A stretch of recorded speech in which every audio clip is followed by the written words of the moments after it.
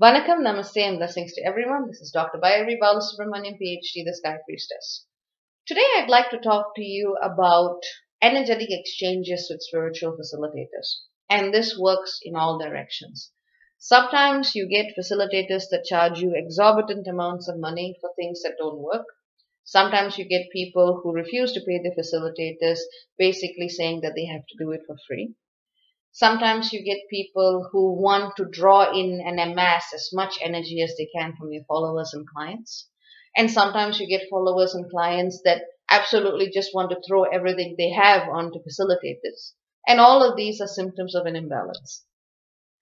Now, in an age where the hype is all about transcendence and becoming one and ascending to the next level and dissolving boundaries, we need to remember one key fact.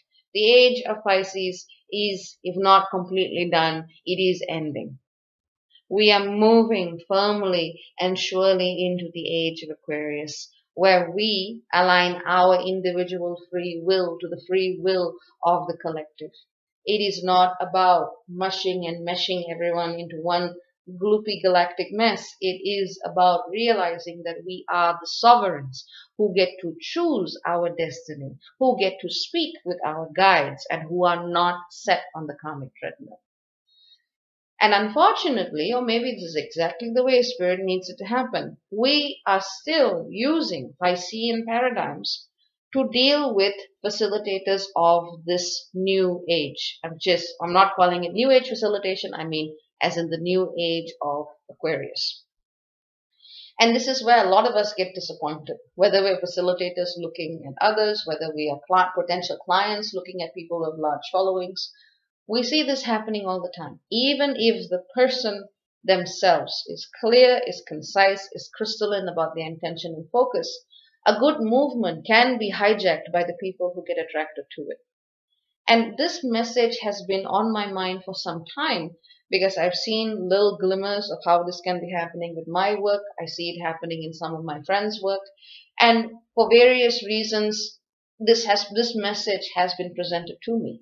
As individuals, when we give our energy to something or someone, whether you feel that it's appreciation, whether you feel it's love, whether you feel it's gratitude, it can and often does come with a lot of hooks, a lot of unspoken expectations, a lot of desires, sometimes envy, sometimes jealousy.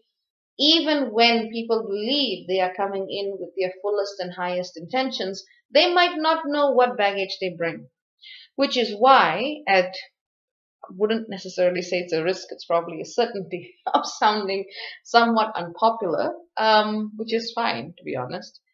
I would say it is probably very good energetic practice to also look at those you follow, which is also a word I don't like using for this, but Facebook has used it. Look at the people you follow, look at their words, and look at how you may be hooking into their energy, they may be hooking into you, or how, both is happening at the same time in a kind of a blurred fashion.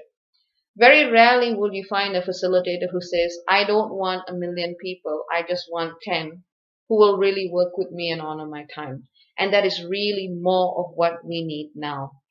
We need to make that conversation happen where we basically say, it's not about the numbers. It's not about getting all those likes. It's not about getting all those followers. It's not about expanding and expanding and expanding your group size. It is about actually attracting people who will work with you in a way that honors you without tapping into you like a resource, without just grabbing what they can grab and go, thank you very much, goodbye, but who will actually honor your space and honor your work, and you honor theirs. And that is why the old school facilitators, they must have learned this ages ago. They just went, I'm going to go stay here. This is my time. This is my space. This is the exchange. And that's it. No more, no less. Of course, they were doing something very, very different. That was their coping mechanism for the Piscean age. But in Aquarius, we will have different challenges, especially with technology mediating the relationship between facilitator and client. It just goes to show that we need to be even more conscious now about what we project onto those we pedestalize. Sometimes we may be doing all of the hooking and then we feel that the guy or girl or whoever is posting their stuff is just calling you. it sometimes isn't really about them. It's about you and how you may feel drawn to their energy. Sometimes it is just parasitic teachers looking for people to feed on. But that distinction is not always so clear. But a good school of thought or a good way of thinking is, if someone asks you to surrender your personal power to them, something is wrong, because nobody needs that. The being that you surrender to, if you want to call it a being, or consciousness if you prefer, is pure love. It is, whether you want to call it God, goddess, guides, and even guides are ones that you need to pick very carefully. You need to make sure that your guides are in alignment with your soul's evolution. Guides change all the time, or rather they change at key phases in your life, but they can change at any moment. But you need to basically look at what it is that you are connecting with and what it is asking you to surrender. If it is a person who wants your power, run away fast. That is not spiritual facilitation. You're basically being turned into a piggyback. But if you are being asked to surrender your ego, then that's probably someone that is worth working with, because doing that is tough. And if you get a teacher who asks you to do that beforehand, you got someone who more likely than not has something really interesting to say. But the same thing happens in the astral realm, in the metaphysical realm. We are told that we need to ascend and go higher and higher and higher, and very few people who are often considered at the fringe of whatever's going on in the way that spirituality is being communicated, especially through social media. There's very few people who actually talk about it, but even when we transcend higher into awareness and consciousness, there's a lot of unfriendlies around there as well. And so many people get hooked into these traps, whether it's with people or whether it's with disembodied astral beings, and they believe that they are being transcended and ascended. The same lesson applies. And this is going to be one of the key things that we as a species will be looking at further and further and further as more people awaken to the fact that this is not the only reality that exists, or rather it exists alongside multiple other realities. But essentially the key message that I wanted to share with you boils down to this. You are a sovereign being. Your facilitator is a sovereign being. Remember that what you send may also come with hooks and baggage, and what they transmit may also come with hooks and baggage. And always remember, no matter even if you absolutely adore, respect this person, avoid the pedestal. Ensure that your energetic dealings are always created with a buffer that allows the fields to be held in ways that are respectful to all evolved and involved. Make sure that you hold the right space.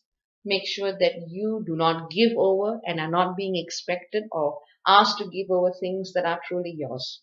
Because at the end of the day, surrender to spirit, not to human beings who pretend to be spirit, incarnate in its highest form, kind of like walking God on earth complex. No, that doesn't help anybody. So this is your message for today. I hope that it reaches you in a way that gets you thinking, talking, feeling, being. There's lots of bright lights in the world. There's lots of people who are doing very, very, very good things for the world.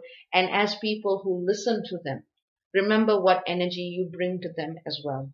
Because I've seen so many people in the public eye whose energies have just gotten overwhelmed with the intentions and desires of the people around them. So let us do our work all together and remember to honor each other's boundaries and sovereign will and path. Take care. Ciao, ciao for now. God is blessed. Bye-bye.